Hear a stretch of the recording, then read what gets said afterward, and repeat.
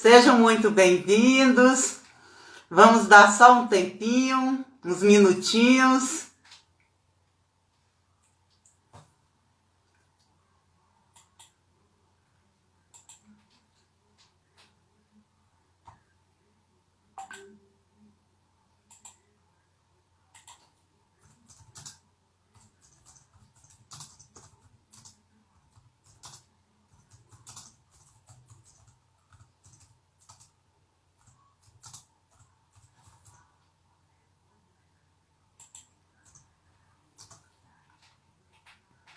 Sejam muito bem-vindos. É uma alegria tê-los conosco neste projeto de extensão.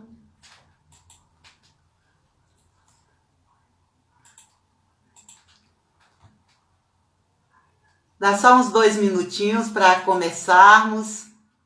Hoje nós temos um convidado mais do que especial pelo assunto maravilhoso que estaremos tratando nesta live.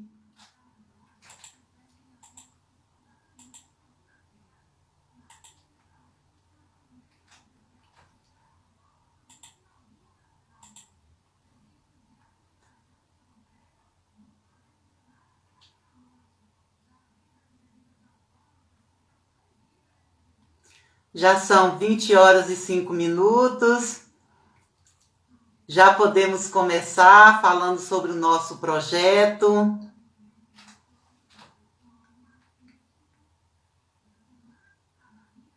E eu quero começar dando uma boa noite, desejando que vocês sejam muito bem-vindos ao projeto, que sejam dias de grandes aprendizados. Eu estou muito animada, com muitas perspectivas, crendo que vai ser muito bom para todos nós. E para começar, eu quero trazer 2 frases. Uma que uma monitora compartilhou no grupo conosco hoje, é uma frase de tipo Facebook, que diz assim: desistir não é opção, quando é a persistência que determina o sucesso. Eu acredito que todos nós que estamos aqui nesta live temos persistido de alguma forma em alguma coisa. E o conhecimento é o bem mais precioso que nós podemos ter. Como já diziam os antigos, né? Que o conhecimento, ele não pode ser tirado, ele não pode ser roubado. E com certeza, quanto mais a gente compartilha o conhecimento, mais a gente traz conhecimento para nós. E a outra frase, o outro texto que eu gosto muito, que eu quero compartilhar é: mas o homem nobre faz planos nobres e graças aos seus feitos nobres, ele permanece firme. Com certeza, cada um de vocês tem feito os planos que na maioria das vezes são realmente planos nobres, e por isso vocês irão permanecer firme e nós vamos avançar até o final do projeto juntos. Então vamos falar um pouquinho do projeto. Na verdade, eu quero falar um pouquinho, né? Para que aqueles que ainda não estão assim totalmente inteirados a respeito possam conhecer um pouco mais. O projeto é um projeto de extensão do Instituto Multidisciplinar em Saúde, campus Anísio Teixeira, é um campus da UFBA, da Universidade Federal da Bahia, em Vitória da Conquista, e nós começamos este projeto. A equipe, quero agradecer, né, desde já a equipe executora deste projeto, uma equipe maravilhosa, e com certeza nós vamos aprender muito. Então, como é que vai acontecer esse projeto? O nome do projeto é Agregando Conhecimento em Tempos de Pandemia. Por que se pensou neste nome para o projeto de extensão? Porque nós não estamos podendo nos reunirmos. Os projetos de extensão geralmente acontecem em escolas de ensino médio, em comunidades, no próprio campus da universidade, mas por conta da pandemia nós não estamos podendo nos reunirmos, como nós sabemos, e pensamos neste projeto online para dar oportunidade de aqueles que se inscreverem terem um congresso ou um projeto, um certificado de projeto gratuito, um certificado UFBA, que com certeza vai pesar aí para o currículo, e também nós vamos, ter um período aí bastante longo. O projeto vai durar 1 ano e meio, está começando efetivamente hoje e vai até o dia 15 de julho de 2022. O certificado tanto pode ser anual, como pode ser semestral, como pode ser total. O que isso significa? Quem quiser ficar apenas por um período de um semestre, vai ter um certificado, com as horas referente a esse semestre. Quem ficar 1 ano vai ter o certificado com as horas referente a 1 ano. E quem permanecer até o final vai ter o certificado com o total de horas. E eu espero, e nós como equipe esperamos que todos vocês que estão inscritos e aqueles que chegarão também a fazer a inscrição permaneçam até o final conosco. Com certeza nós teremos dias assim muito alegres, de muito conhecimento, um conhecimento diversificado. Eu mesmo já tenho tido assim uma agregação enorme de conhecimento em diversas áreas, porque o projeto ele está voltado para várias áreas, como a química, a biologia, a educação ambiental, a poluição ambiental, a psicologia e a saúde. São as áreas que estão envolvidas no projeto.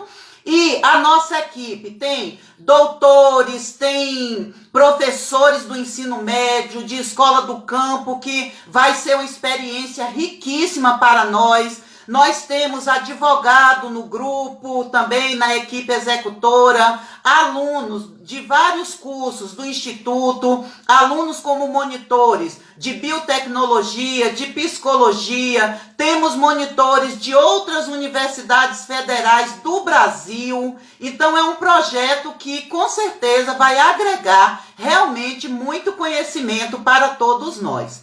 Nós vamos hoje falar um pouco hoje nós vamos dar início, nós teremos outras lives com o mesmo tema, que é a importância das abelhas para a propagação da vida na Terra. Eu sou doutora em Química Analítica pela Universidade Federal da Bahia, sou professora associada da UFBA também, como eu falei no início, no Instituto Multidisciplinar em Saúde. Eu trabalho na área de Química Geral, Inorgânica e Analítica, às vezes nos cursos de Biotecnologia, de Ciências Biológicas, e com certeza nós vamos ter muita coisa boa neste projeto. Então fique conosco, seja muito bem-vindo, seja muito bem-vinda, sinta-se abraçado, abraçada, e as dúvidas que vocês tiverem podem entrar em contato conosco. A nossa equipe conta com 18 componentes, então é uma equipe relativamente grande, justamente para poder lhe servir, lhe atender naquilo que você necessitar neste projeto. Então vamos passar agora, depois desta introdução ao projeto de extensão, nós vamos convidar, o professor Robson para que ele possa compartilhar um pouco, do seu conhecimento. O professor Robson, pedi a ele que chame aí para eu não ter o trabalho aqui de procurá-lo. Um momentinho só, por favor, gente. para eu encontrar aqui o professor Robson.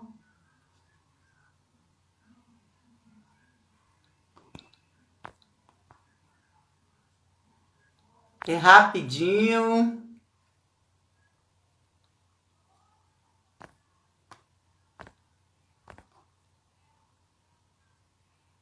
Robson, cadê você? Não estou lhe achando, Robson.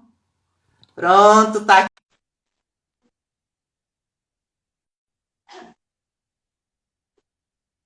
Já fiz a chamada, Robson. Aceita aí, por favor.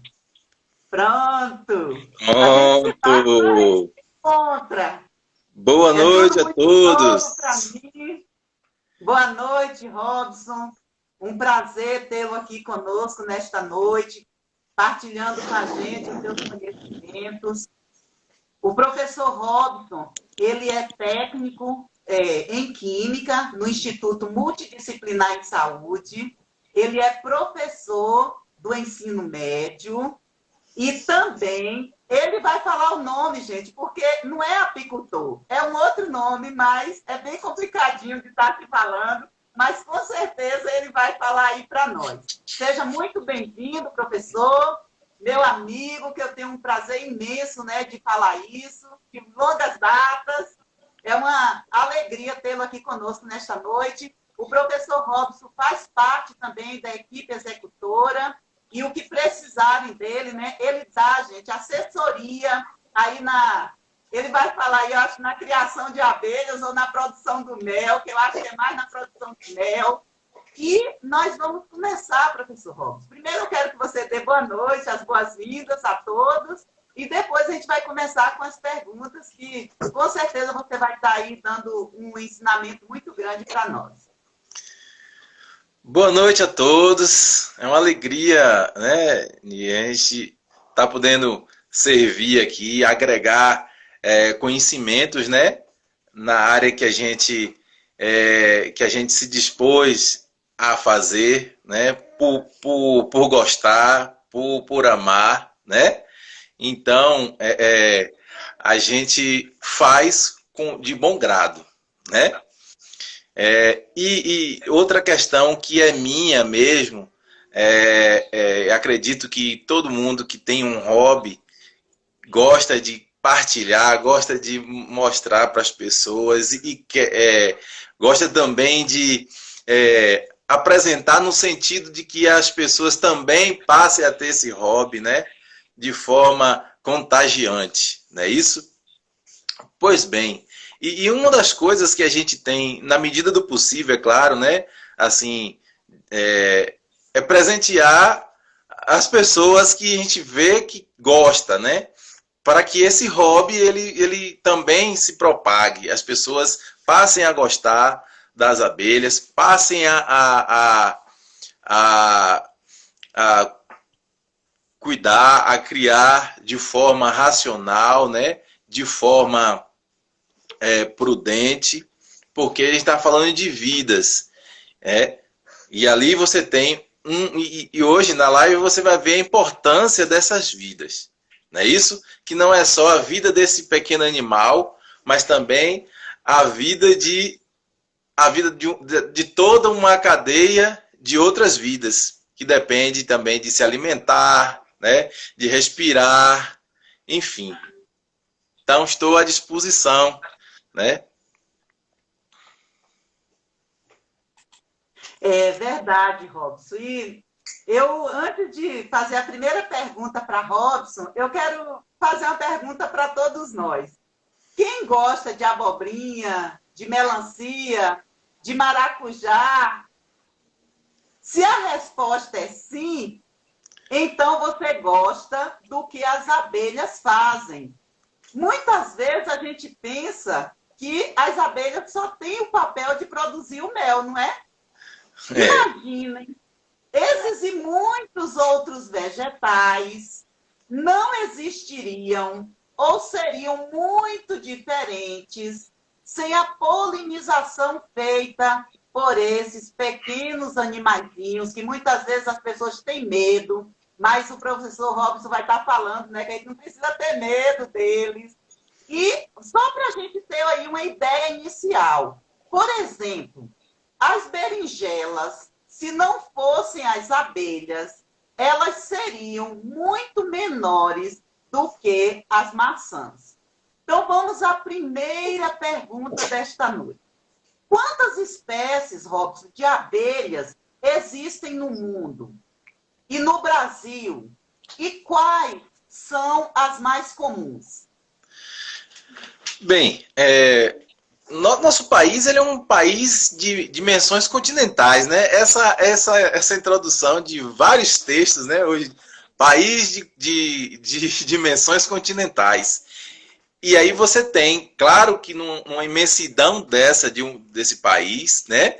Você tem aí uma biodiversidade imensa, você tem flora, você tem fauna diferente, você tem climas diferentes, topologia, tudo diferente. Não vai ser diferente também com os animais que ali vivem, né? E se adaptam de acordo com esses parâmetros, né? Então, o que é que acontece? No mundo, você tem uma imensidão de mais de 200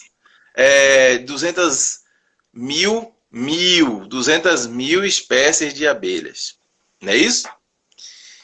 E no Brasil, é muita abelha mesmo, né? Muita espécie. Né? Então, assim, e no Brasil a gente também tem uma vasta quantidade de abelhas que você nem imagina. Tem abelhas grandes, né? Desse tamanho. Quem já viu abelha desse tamanho? Mais ou menos. Eu nunca vi. Já viu? Muitas pessoas já viram abelhas desse tamanho. Aquele besourinho que a turma chama mangangá, que vai na flor do maracujá, sabe? Aquilo é uma abelha. Não sabia. Mangangá, depende muito do lugar onde depende muito do lugar, chama mangangá, ou mangangava. Ele é responsável pela polinização do maracujá. Por mais que outros agentes polinizadores, o pessoal está interagindo aqui. Muito bom, pessoal. Isso aí. Então, por mais que outras espécies visitem a flor do maracujá, ele não vai conseguir fazer a polinização, né? Por questão da sua anatomia, né? A anatomia dessa flor, a questão da disponibilização dos órgãos sexuais dessa flor. Então, não vai conseguir. Eles vão coletar o pólen, né? Dessa flor, mas não vai conseguir atingir o objetivo da flor, que é a perpetuação da espécie, não é isso?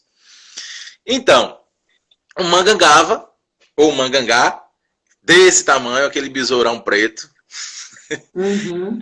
Lindo. Se você for... Porque normalmente a gente não repara, a gente caminha assim, mas não olha para os lados, né? Não é assim? Então, se a gente for reparar, na próxima vez que a gente olhar uma flor de maracujá e que esse besouro chegar, você vai ver que é uma abelha muito linda. A característica da abelha é fantástica. Você olha uma abelha e você olha o mangangava, você vai ver que animal belo, né? É a questão, né, dos detalhes mínimos da criação. Você está ali, naquela espécie. Não é isso? Verdade, viu? Então, e tem as pequenininhas, que é chamada de mirim. As mirinzinhas, né? Essas mirins, as pessoas que costumam caminhar no campo e fazer trabalhos no campo,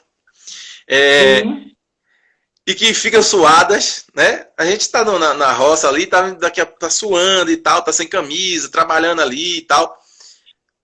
Vê uns besourinhos, uns mosquitinhos assim pousar na gente. Não é mosquito. Não acredito. É uma abelha mirim querendo pegar os sais minerais que compõem o suor. Uma forma que ele tem, viu? né, de adquirir sais minerais no suor da gente. Então, tudo isso é observação, sabe? e você tá ali, olho clínico para aquela coisa, né? Eu era menininho, né, na zona rural de Cruz das Almas, né? E assim, eu sempre... Faz tempo, viu? Faz pouquinho, tempo. né? E aí, assim, eu fui... Eu comecei a olhar e admirar as abelhas a partir daí, né? Que na casa a da avó de um primo meu, né? Que não é minha avó, é a avó dele. Tinha no pezinho da pilastra de madeira da casa, tinha um biquinho que saía e saía esses besourinhos, esses insetinhos de lá. E a gente desmanchava aquela cera, né? Desmanchava, dava uma volta no corpo, brincava, corria. Daqui a pouco o canuchinho estava pronto de novo, né? E aí Que legal. eu descobri ali a primeira abelha sem ferrão. Foi a abelha Jataí, que eu acho que todo mundo que está na live hoje, essas 55 pessoas, numa sexta-feira de noite, acompanhando a gente falar de abelha. Né? E eu acho que assim, a maioria das pessoas, né, que aqui estão, elas são, de fato, pessoas curiosas. Né? Eu acho que não tem ninguém especialista aqui, né, em abelha. Está aqui gente para aprender, de fato. Né? E quem aqui não... Aí, a Roberta. Roberta foi uma das pessoas que recebeu uma jataí minha. Então, a primeira caixinha, a primeira jataí que eu vi foi, eu era menininho, e a gente ficava desmanchando o canucho. A partir daí, a gente caminhava, né, no mato, pescando e tal, aquela coisa toda, e a gente via, né? Eu não sabia diferenciar as espécies, não sabia nada, que menino não sabe de nada, é que o menino sabe. Mas a gente já sabia diferenciar uma abelha de outra coisa, de marimbondo, de outra, né? As vespas, né? Então, as coisas foram se passando, a gente foi estudando e tal, até que vim para aqui, para Conquista, onde fiz o meu primeiro curso, né? Fiz o primeiro curso de meliponicultor. E aí agora eu já vou responder certamente uma pergunta esse nome que ele que vocês falaram, né, no início. Então, eu fiz o curso de meliponicultura para iniciantes, lá com a professora Generosa. Generosa é daqui de Conquista, Generosa Souza Ribeiro. Ela é irmã do pastor Jorge. É uma pessoa excelente, uma pessoa que... Uma das sumidades no Brasil quando se fala de abelha sem ferrão.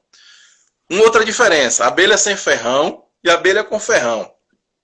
A abelha com ferrão é a que o pessoal na zona rural e até, né, chama oropa. Por que chama oropa? Né? Tudo tem o seu... tudo tem uma explicação. Né? As abelhas que a turma chama oropa são as abelhas africanizadas. Né? Porque antes você tinha as abelhas europeias, né? Em sua grande maioria as italianas, que são abelhas grandes. Apresenta ferrão, porém, elas são mansas. Né? São mansas. Mas sua produtividade melífera é muito baixa, não é tão grande como as africanas. Então, lá em São Paulo, em Piracicaba, eles estavam fazendo esse estudo na década de 60, se eu não me engano. E aí, de forma inexplicável, ninguém sabe, fugiram os enxames de abelha africana, né? E essas abelhas saíram, né, se reproduzindo e fazendo cruzamento com as abelhas europeias. E hoje nós temos aqui a grande maioria, as abelhas europeias africanizadas. Né? As africanas apresentam um potencial melífero muito grande. Porém, são bastante agressivas, defensivas, na verdade. Né? Desculpe o termo. Me perdoem. Elas são bastante defensivas. Então, quando você tem uma abelha bastante defensiva, né, com alta produtividade, ela dificulta o manejo. Mas com esse cruzamento com a europeia, que é mansa, deu essa linhagem, né, esse gênero aí, que nós temos aí a Apis, não é isso?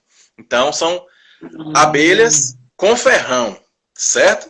As abelhas sem ferrão, essa abelha sem ferrão, que nós costumamos dizer, são abelhas que, na verdade, elas apresentam ferrão atrofiado, né? Elas apresentam ferrão atrofiado. Diferentemente da abelha Apis, do gênero Apis, que é uma abelha com ferrão e defensiva, né? Apesar de que, às vezes, a gente pega enxames que apresentam, né, vamos dizer assim, a bondade da italiana. O rapaz que trabalha comigo lá, ele falou: "Ô, Robson, eu achava que aquela caixa isca, ela estava vazia. Quando eu levantei a tampa, estava, ó, cheia, mas não saiu uma da caixa." Aí eu falei: "Porque ela é mais voltada para a italiana, que é mansa." Mas vai lá, aquela lá que está lá debaixo da graviola para tu ver. Então, ela tem a sua genética mais voltada para a europeia, que é mais defensiva. Mas assim, as caixinhas estão lá, eu passo sem EPI, sem equipamento nenhum, e ninguém me ataca.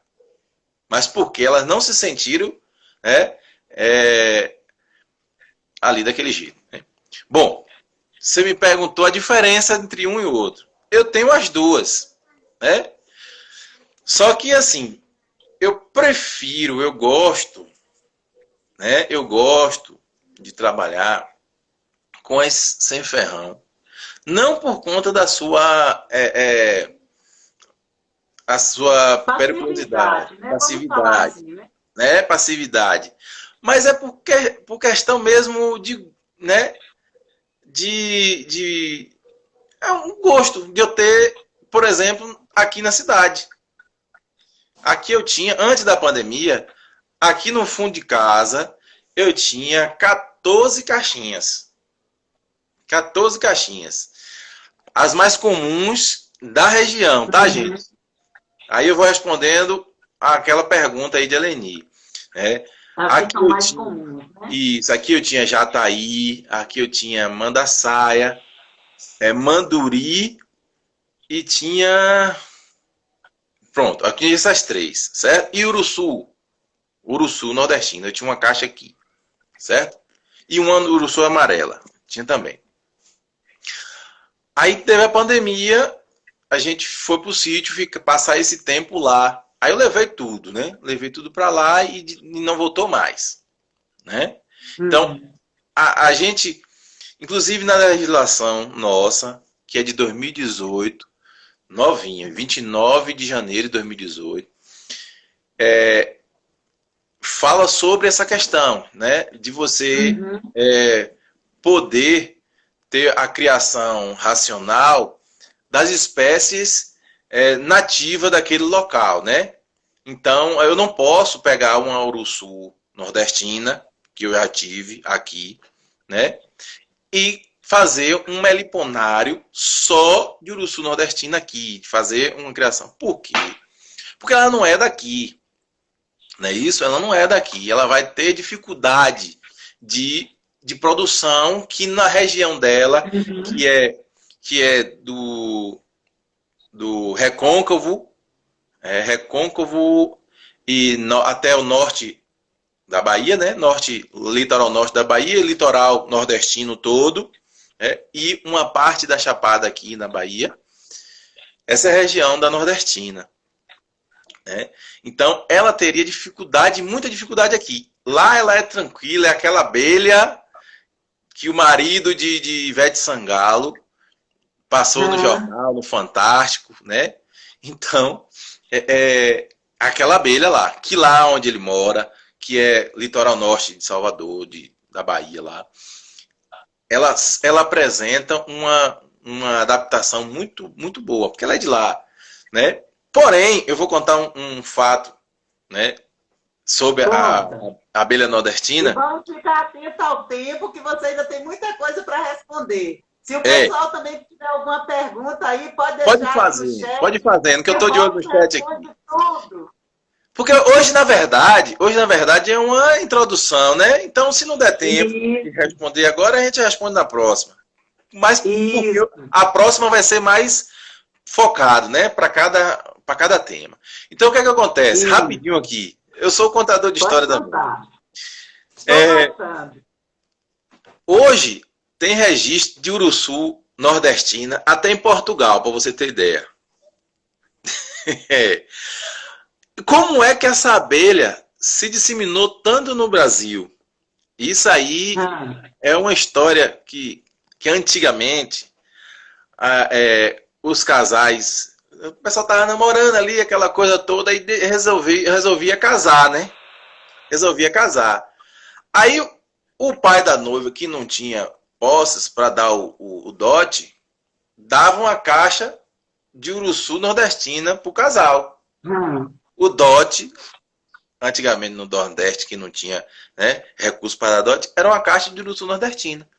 E aí, você sabe, né, que o pessoal não ficava, tinha o êxodo rural, aquela coisa toda, desfazia de um monte de coisa, mas não se desfazia da uruçu nordestina, da sua caixa de uruçu nordestina. Não é isso? ah. Então, essa uruçu foi disseminada no Brasil todo, e hoje ela está no Brasil todo. Porém, a sua produção, né, natural, a sua produção, a alta produção, acontece no Nordeste do Brasil, né? Do Recôncavo Uhum. Baiano para cima, né? Ah. Alguém escreveu algumas coisas aqui, eu estou de olho, viu, Leni? Vamos lá. É, já vai entregar para o futuro noivo. É, Que é para você arrumar a caixa para ela. muito bem, muito bem. Depois, ó, aqui, ó, ó, tem aqui o Zap para fazer aí o merchan. Bom, outra coisa. E no Brasil, a abelha mais comum é a jataí, né? Em virtude também, né, dessa questão da facilidade, né, de enxameação. Hoje aqui em Conquista você tem uma quantidade de jataí muito, muito assim, ainda ela persiste, né? Ainda persiste, porque é uma abelha que em qualquer lugar ela faz casa. É num bloco, num buraco do muro, ela faz, né? É no telhado, naquela parte da cumieira, né? Tem vários vídeos aí que o cara deixou o carro lá na garagem, daqui a pouco, quando ele foi abrir a porta, tinha um enxamezinho lá fazendo o canuchozinho. E por muito, a gente pode perceber, né, a facilidade de capturar esses enxames de forma racional é através de uma isca PET, sabe? Uhum. A isca PET. Tenho aqui uma isca PET. A gente faz, passa a loçãozinha atrativa, coloca lá no local onde você acha que por perto tem abelha, né? E aí, certamente você irá capturar seu enxame. Então, o meu primeiro enxame de jataí capturado foi a, sei lá, 20 metros de minha casa. Eu coloquei a isca PET, ela entrou, né? Um amigo me deu um pouquinho da loção, eu coloquei. Pá. Bom, e nossa legislação de 2018, 29 de janeiro de 2018, ela permite que a gente faça aquisição de enxames, né? Aquisição de enxames através de isca PET, aquisição de enxame através de compra de enxames, né? Aquisição de compra de disco de cria e aquisição de rainha, abelha rainha, certo? Muito bem, Robson. É uma outra coisa, Robson, já que aí a gente já viu aí inicialmente a Hum, importância, né, na polinização. Mas assim, A agricultura por si mesma não daria conta de manter essa vida na Terra? Qual realmente é a importância das abelhas aí nesse quesito de polinização para a agricultura? Olha, existem algumas espécies, né, que elas conseguem fazer a sua polinização através do vento, né? O caso do milho e tal. Mas, segundo a Organização Mundial, né, de Alimentos, a FAO, ela diz que 70% dos alimentos cultivados e nativos, né, para os alimentos cultivados e nativos, 75% é através de polinizadores, né? Que aí não é só abelha, é morcego, besouro, borboleta, né? Enfim, e abelha na sua grande maioria, né? São feitas através de polinização, agentes polinizadores vivos. Né? Então, são animais de importância crucial para a vida na Terra. Tem aquela frase de Einstein lá, né? Que a abelha é o ser vivo mais importante da face da Terra. Por quê? Por conta dessa polinização que mantém a alimentação dos demais seres vivos. É isso? É importante, Robson, que você citou aí Albert Einstein, ele viveu, né, no século XIX. Ele nasceu em 1879 e morreu em 1955. E ele já dizia, né, que se as abelhas desaparecerem da face da Terra, a humanidade terá apenas mais 4 anos de existência. Sem abelhas não há polinização, não há reprodução da flora, sem flora não há animais, sem animais não haverá raça humana. E a gente sabe, né, que ele estava muito certo, e se naquele tempo, né, no século XIX, olha, 2 séculos após, né, se naquele tempo que ele viveu, ele já tinha essa percepção, imagina hoje como nós precisamos rever a nossa posição, as nossas atitudes em relação ao ambiente, né? E a gente vai ter muita coisa boa para falar. Mas Verdade. Antes de continuar aí, tem uma pergunta de Danila. Ela pergunta o seguinte: então, para a nossa região, qual dessas abelhas que você comentou você mais indicaria para a criação aqui na região? Para quando for no seu meliponário, já saber qual. Então, qual você indica aqui para a região? Bom, a abelha ideal para nós aqui é a mandaçaia, né? A jataí, mas a jataí ela é uma abelha pequena, porém ela é bastante agressiva. Ela não tem ferrão, mas ela tem mandíbulas. Ela, né, mordisca mesmo. Mas é uma abelha muito pequenininha, ela não tem problema nenhum. Então, por conta disso, elas têm uma movimentação muito grande e eu não aconselho a deixar no meliponário. Você pode deixar separado, né? Eu tenho, só que elas ficam separadas, elas ficam assim na parede e tal, mas juntas, né, de forma de meliponário, eu aconselho a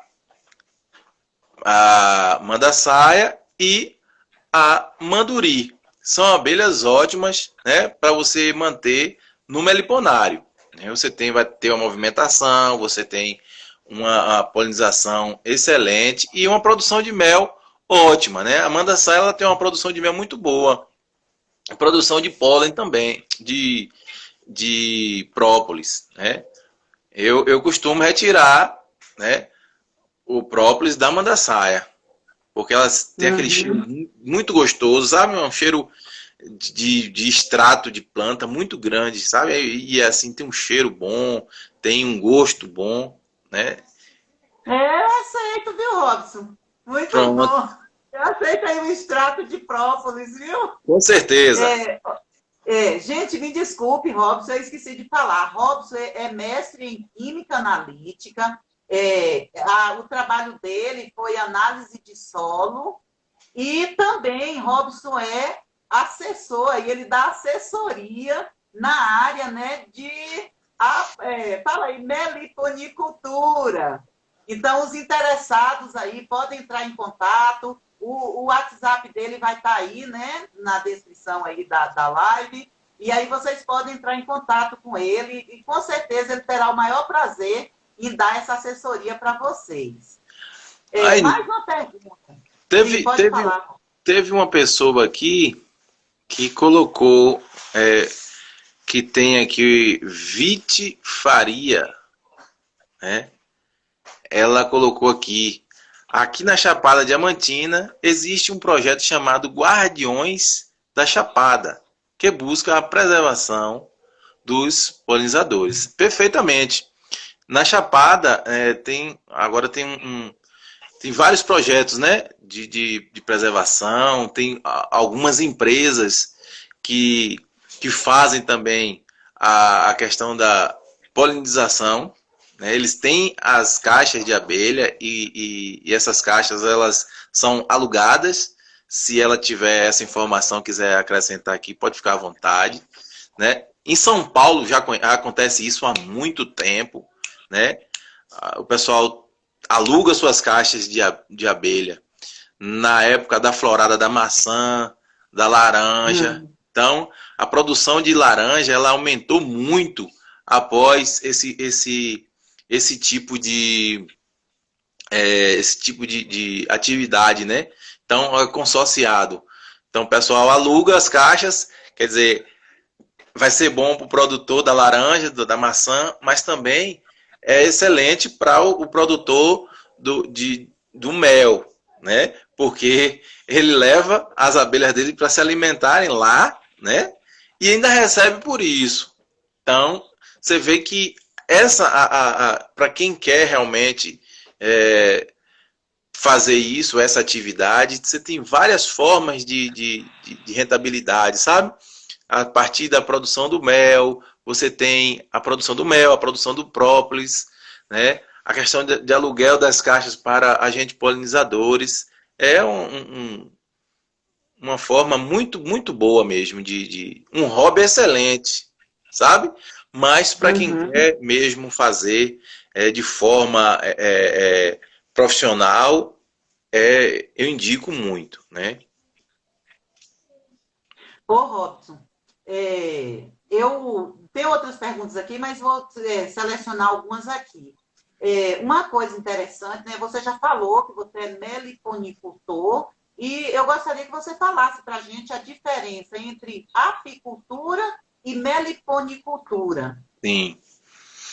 Bom, o apicultor ele é um criador racional apenas da abelha do gênero Apis, né?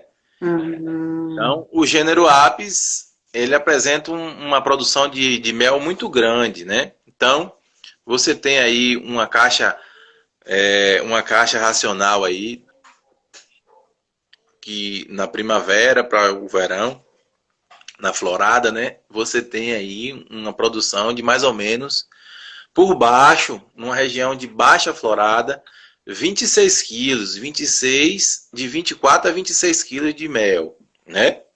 Numa caixa. Aí você tem locais de florada boa, de enxame bastante populoso, que você consegue tirar 75 quilos de mel de uma caixa apenas, certo? E então esses são os apicultores. Apicultores que trabalham com o gênero Apis. Então, apicultor, gênero Apis. Né? E meliponicultor é aquele que trabalha de forma racional com as abelhas sem ferrão, de ferrão atrofiado, né? Então a diferença é essa, que vai criar num meliponário, juntar as abelhinhas nas suas caixinhas ali, né? Que apresentam uma produção de mel menor, né? Sem comparar, né?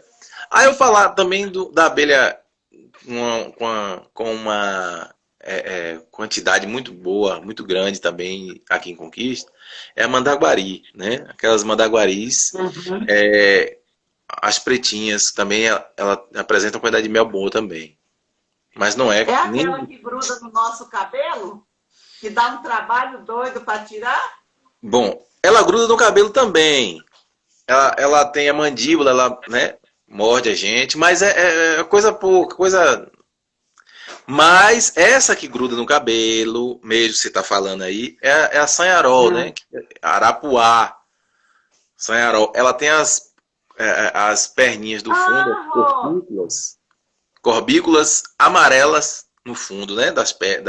Atrás. Então a diferença da mandaguari para elas é justamente isso. Diga. sim, me diga uma coisa aí. É, é por isso que fala cabelo de arapuá, é em relação aí, porque as abelhas grudam aí? Ô, Nil, eu creio que sim, não tem essa informação não, mas deve ser. Arapuá gruda, né? Na certa. É, talvez seja, né? Ô, Robson, tem outra pergunta aqui. Às vezes, as operárias matam a sua rainha. Por que isso ocorre? Ô, Nil, na verdade, assim, o que acontece, o que pode acontecer é a questão da comunicação química, né? Porque o que faz com que elas se comuniquem é a questão do feromônio, né? Dos hormônios Ah, liberados, né? Então, a, a produção desse hormônio cai, elas não conseguem diferenciar, elas não conseguem entender que aquela é a sua rainha. Então você tem a ah, produção de jovens princesas, né? A ah, serem fecundadas, e aí essa rainha que já está bem, já bem com produção de ovos baixo, né? E aí ela é substituída, na verdade, é uma questão natural. aham.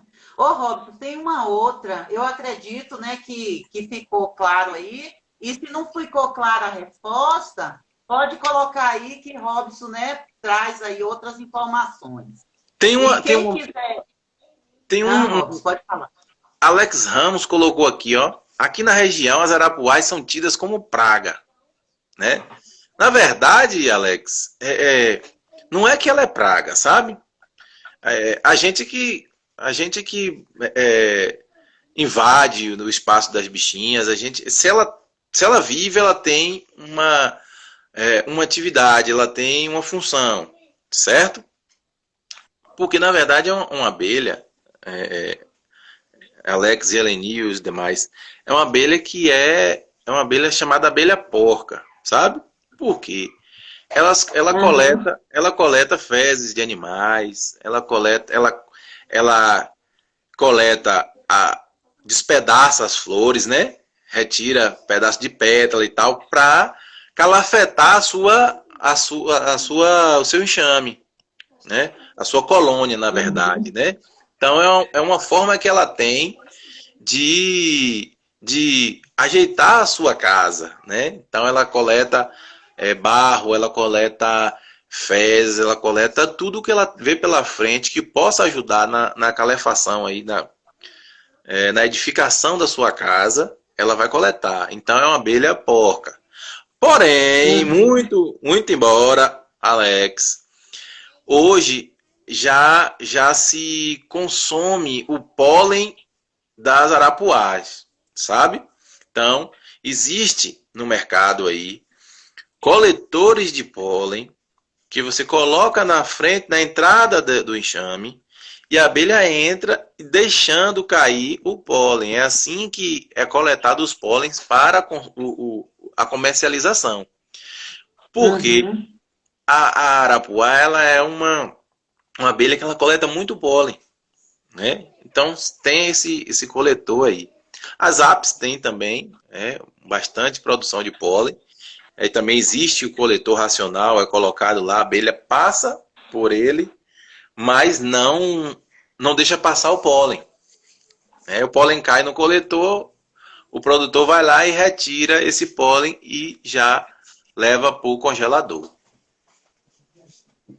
Bom, gente, nosso tempo já foi. E Esgotou tem já? muitas perguntas ainda. Eu só quero dar mais algumas informações e, se der tempo, tem uma pergunta de Ana Laura para a Robson responder. Se não, depois, na próxima, Ana, a gente responde para você, ou manda pelo WhatsApp, ou no seu e-mail. Então, Sim, gente, olha, o projeto ainda vai poder se inscrever até a próxima semana, porque a gente abriu as inscrições anteontem.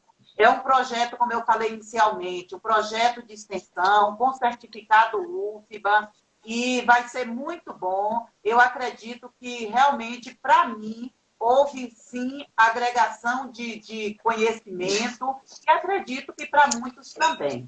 Então, convidem outras pessoas, por favor, alunos do ensino médio, graduandos, pós-graduandos, e, com certeza, né? E quem sabe aí, Robson, depois não sorteia aí, né, uma caixinha de abelhas para nós, né? E ensina a gente, né, como cultivá-las. Então, Robson, nosso tempo já está quase findando, né? Por isso eu quis dar esse corte aqui. Algumas perguntas ainda vão ficar para a próxima. Nós estaremos avisando nas redes sociais. Os vídeos começarão a ser postados na próxima semana. Os inscritos serão avisados por e-mail e no grupo do WhatsApp, e também no Instagram do projeto de extensão Agregando Conhecimento em Tempos de Pandemia. E vocês têm liberdade de estar tirando suas dúvidas, e no decorrer aí das lives, e mesmo por e-mail ou no WhatsApp, nós iremos tirando as dúvidas que surgirem. A pergunta de Ana Robson é a seguinte: há algum prejuízo para a abelha com a extração de mel das suas colmeias? bom, essa pergunta me faz lembrar de uma história. Mariluz acabou de entrar aqui e ela estava na hora dessa história. Estava acompanhando a aula de Mariluz e tinha uma aluna lá que eu estava até entregando um mel a Mariluz, não lembro se foi isso. Aí a aluna falou assim, ela era uma adepta do veganismo, né? E ela falou: "Ô, Robson, não, as abelhas, isso aí é produção das abelhas e tal, alimentação delas." Aí, o que acontece? Quem perguntou o meu nome? Ana Laura. Ana Laura. Na verdade, Ana Laura, é o seguinte. Na abelha sem ferrão, eu estava mostrando na caixinha aqui, né? A abelha sem ferrão, a caixinha dela, existe a divisão, que é aqui embaixo é o ninho, e nessa célula aqui em cima, né, é o sobreninho, tá vendo? É separado. Esse é chamado modelo ímpar, né? Modelo ímpar. Então, o que acontece? A abelha, ela sobe com seu disco de cria, né, até o sobreninho, certo? E na lateral, né, dessa cria, ela vai colocando, depositando potes de mel e pólen, certo? Naturalmente. Agora, em cima da terceira célula aqui, que não é o caso, eu não estou com ela aqui, existe uma terceira célula que é chamada melgueira. Essa melgueira, né, ela é colocada na caixa após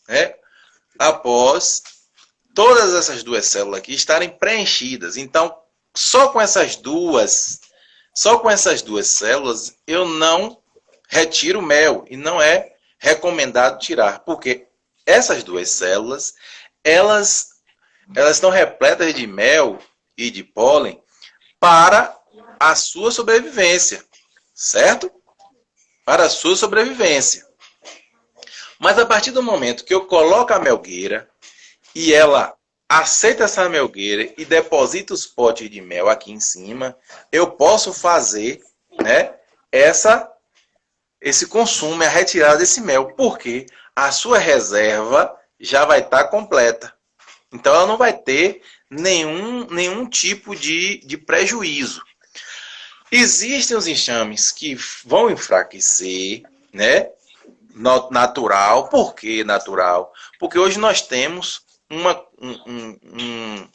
quantidade de alimento pouco, né? Nós chamamos pasto apícola. Então ela vai ter uma quantidade de um pasto apícola muito pequeno e na verdade, ela não vai conseguir fazer esse preenchimento para a melgueira.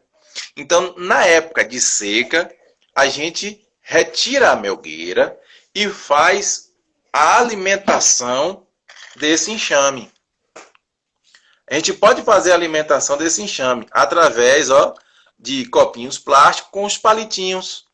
Esses palitinhos servem para a abelha entrar e sair nesse alimentador. Ele sobe no palitinho, passa aqui, apanha o mel, o xarope, o mel de ápis que a gente coloca e vai sobrevivendo. Quando chega a primavera e a florada, ela vai estar alimentada, né? A rainha vai começar a fazer a postura de bastante campeira para poder aumentar a produção dessa coleta lá fora. E aí eu posso colocar a melgueira e essa melgueira ela vai ser novamente preenchida para o nosso consumo. Então não há prejuízo nenhum para o animal, certo? O animal que tiver com a família baixa, com quantidade baixa de produção do mel, não é coletado esse mel. Porque o mel coletado é apenas o da melgueira. A mesma coisa acontece na ápis, certo? A ápis, ela vai ter a caixa, não é essa caixa, é uma caixa grande, né? Com o ninho. Aí a gente coloca a melgueira em cima. Então o ninho vai ter as crias e um pouco de mel nas bordas da capa, né? Aí depois ela vai puxar a melgueira e começa a colocar os favos de mel apenas na melgueira. E a gente vai retirar e consumir. Certo? Muito bem. Muito obrigada, Robson. Nosso tempo já foi, né, gente? Muito obrigada, já está terminando. Então, quero agradecer mais uma vez, agradecer a Robson, agradecer a toda a equipe deste projeto. Muito obrigada a todos vocês que têm contribuído tanto, né, para que essa ação seja executada. E aguardem as próximas orientações, as próximas lives. Tem muita coisa boa. Vai ter aí pessoas, nós vamos ter convidados falando sobre depressão, sobre a morte, que é um tema que a gente precisa estar também enfrentando, né? E tantos outros que com certeza vão agregar muito conhecimento a todos nós. Nós ainda teremos mais lives sobre as abelhas, sobre os tipos de mel e por aí vai.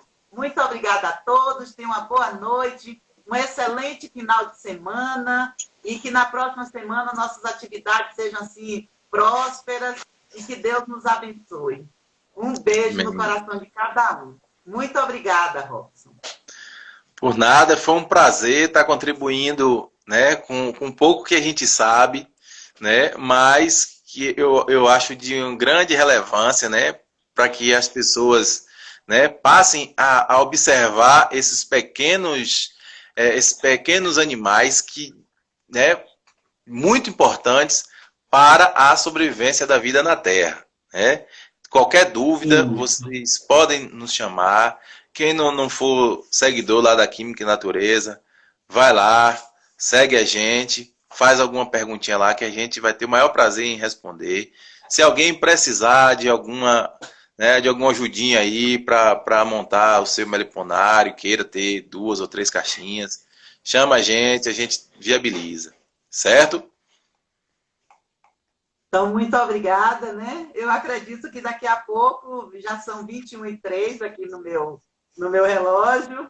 Não sei, a gente começou aqui mais ou menos nisso, né? Mas vamos continuar então, né? Aí, enquanto eles não... Vai que eles dão mais uma meia horinha aí. Então, só vai falando aí mais um pouquinho, Robson. Uma pergunta que eu coloquei aqui, muitas vezes nós vemos nos condomínios algumas aglomerações de abelhas. Inclusive, aqui no condomínio, você já foi chamado, né, para tirá-las daqui, porque estavam amedrontando, né, os moradores. Então, é aconselhável fazer o fumacê para espantá-la? Veja bem, eu estive aí e teve outros condomínios que entraram em contato comigo, sabe? Mas assim, a gente sabe que no início no início da primavera, até final do verão, né, existe a enxameação dos enxames, né? Os enxames naturais e também os de criação racionais, eles também se chameiam, né? Ou seja, sai uma princesa com várias campeiras juntas para formar uma nova família. Então eles migram, nós chamamos enxames migratórios, né? Eles migram de um local para o outro. Então às vezes eles param para descansar em determinado lugar. Pode ser que aconteça isso, só um local de descanso ou um local em que eles já escolheram para morar, né?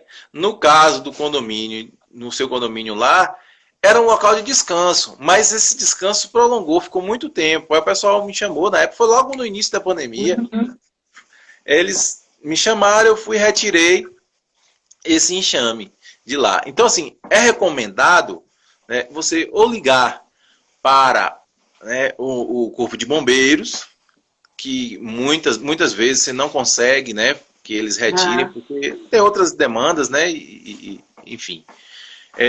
Ou tem o pessoal da Casa do Mel também lá na UESB, né, ou então você vai ter que encontrar aí um apicultor conhecido, amigo seu, para poder retirar este enxame de lá. Por quê? O que não é conhecido, né, torna-se um perigo, né?